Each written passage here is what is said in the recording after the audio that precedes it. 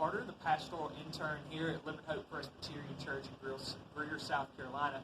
With me today is our pastor, Steve Hill. So this is the first episode in our new webisode series entitled Discipleship, Devotion, and Detox. It's a web series of Living Hope Presbyterian Church.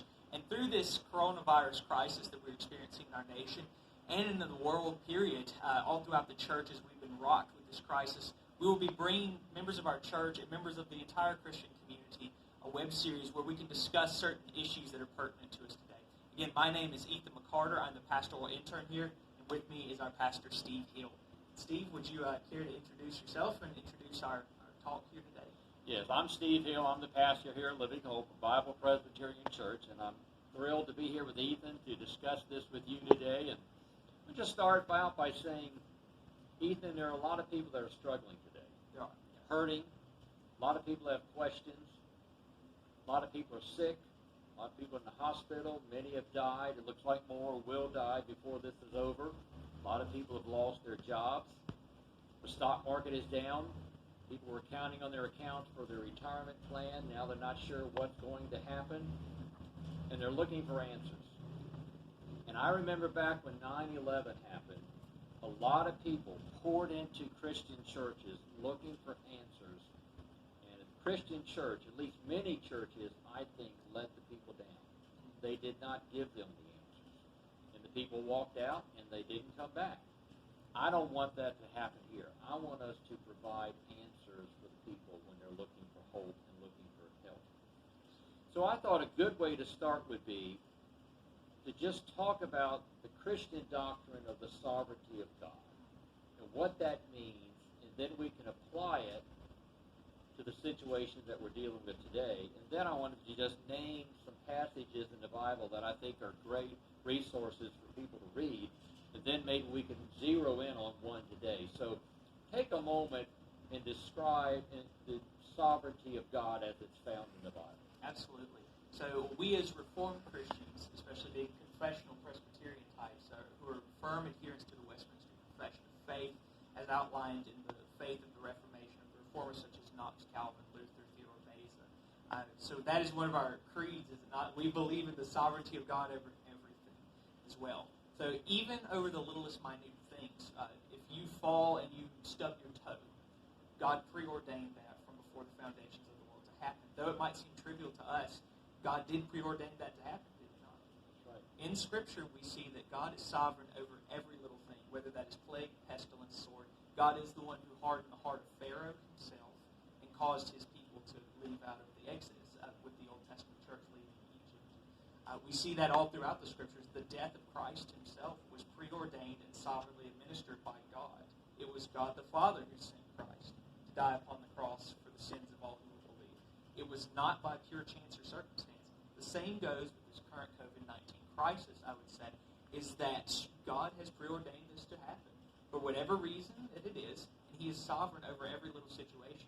And if God is sovereign over the sparrows of the field, if he will feed them, then how much more will he take care of his people?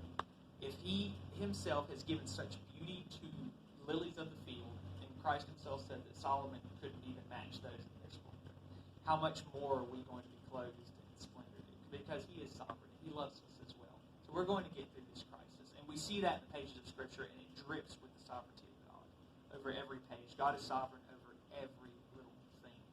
One of my favorite quotes by several theologians, Abraham Kuyper is one that it primarily goes back to, is there is not one square inch of anything created that God does not cry mine over. Everything belongs to him. He has commanded everything.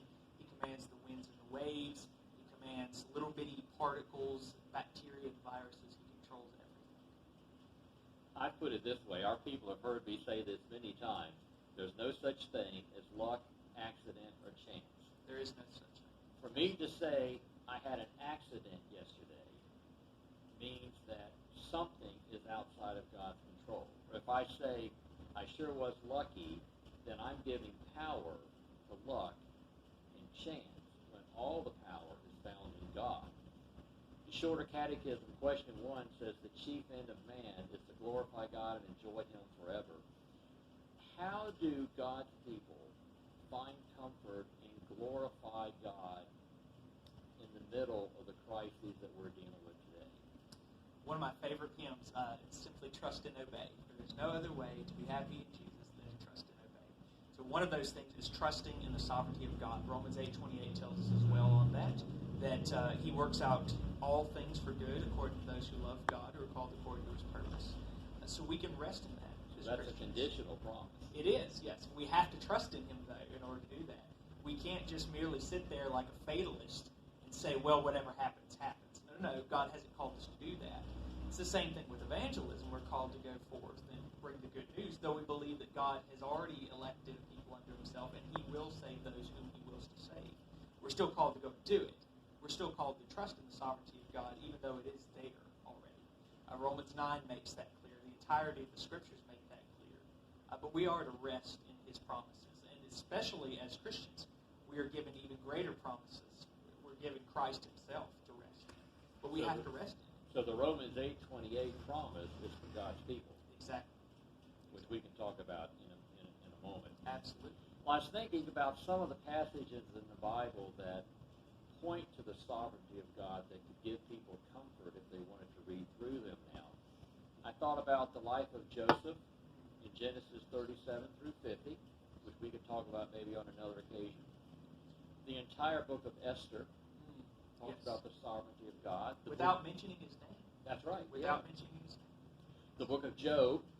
I just completed a series preaching through Job. If the people would like to listen to those messages, they're available on our website or sermon audio. But you had pointed out one chapter that you would like to look at today. What chapter is that? I did, and that is Psalm 46. My favorite hymn ever written down is actually based off of this passage, A Mighty Fortress, which Luther wrote.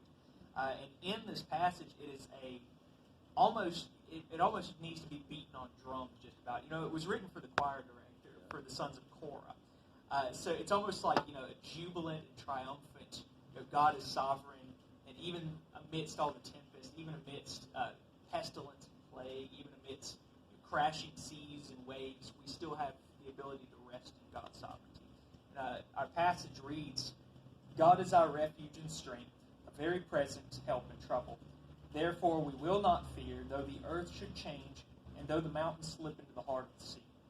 Though its waters roar and foam, though the mountains quake at its swelling pride, there is a river whose streams make glad the city of God, the holy dwelling places of the Most High. God is in the midst of her. She will not be moved. God will help her when morning dawns. The nations made an uproar. The kingdoms tottered. He raised His voice. The earth melted. The Lord of hosts is with us. The God of Jacob is our stronghold. Come behold the works of the Lord, who has wrought desolations in the earth. He makes wars to cease to the end of the earth. He breaks the bow and cuts the spear in two. He burns the chariots with fire. Cease striving and know that I am God. I will be exalted among the nations. I will be exalted in the earth. The Lord of hosts is with us. The God of Jacob